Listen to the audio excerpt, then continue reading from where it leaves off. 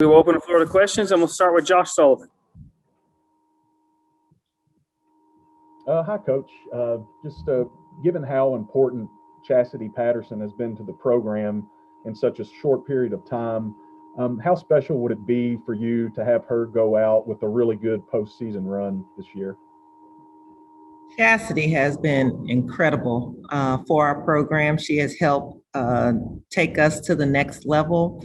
And I love Chas being who she is. She is consistent. She's going to play hard.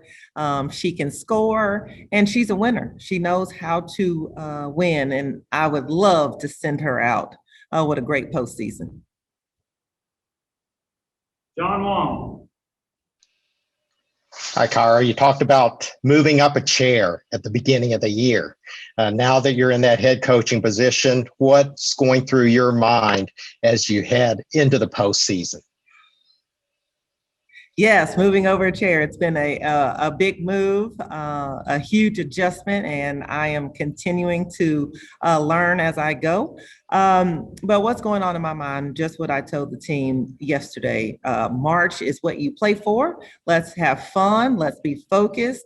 And March is survive and advance, and leave your heart on the floor and control the things that you can control. And we talked about as a team, we were going to focus on the positive and focus on playing to our strengths. John Hale.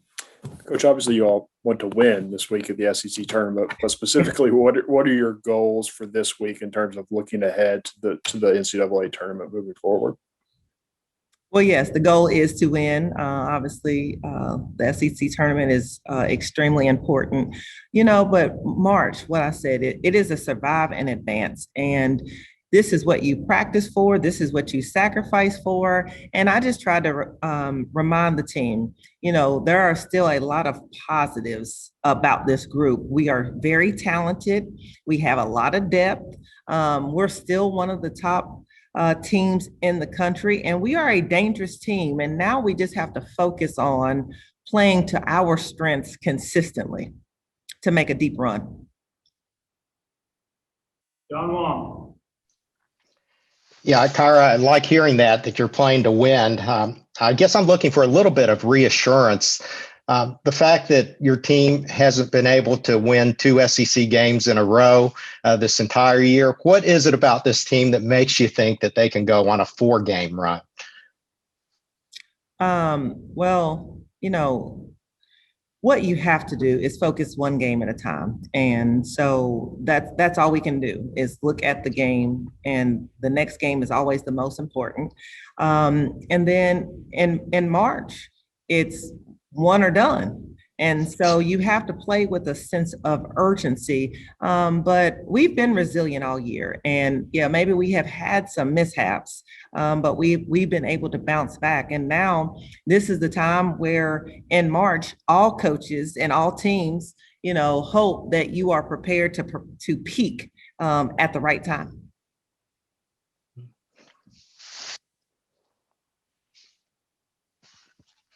Josh Sullivan. Coach, how hard was it for you to get the team back on track after a pretty disappointing loss on senior day? It was disappointing. There's no other words to describe it. However, basketball season is a journey. You will have some highs and you will have some lows. So that goes back to being resilient and mentally tough. And then you learn from what happened and you have to move forward. So at this time of year, you have to have a short memory. We cannot just keep our minds in the past. We have to be ready for the present and in the moment. And that's what we started doing in Lexington as far as our prep. And we came here with a positive mindset of achieving our goals. John Hale. As you talk about your depth, obviously every team in the country would want Ryan Howard if they could have her, but how important is it having so many options, especially as you head into postseason play?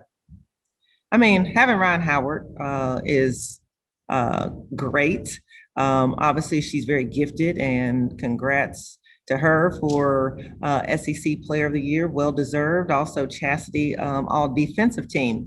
But then when you get into postseason, it's the X factors that come into play. It's going to be the other people that step up and make plays. So we're going to have a balanced scoring attack, and also everyone just selling out defensively. John Wall. Once again, Kyra, I'm kind of looking ahead. If you were to make this 4-game run, it looks like that all your start times will be early afternoon type games. How does that play into your strategy? Is that something that you're happy with?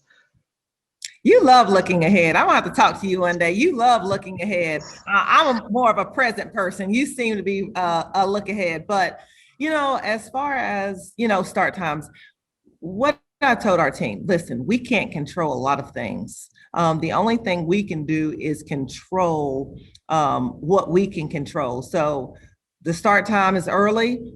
We'll take it because that's what we have to do. But we have to focus on the small details that makes this team dangerous. And that's playing as hard as we can play defensively, pushing the ball offensively, having a balanced scoring attack, and finishing our defense with a box out. And Ryan Howard is a talent that is transcendent, doesn't come along very often, and now you get a chance to coach her. What goes through your mind when you think about, I get to coach Ryan Howard?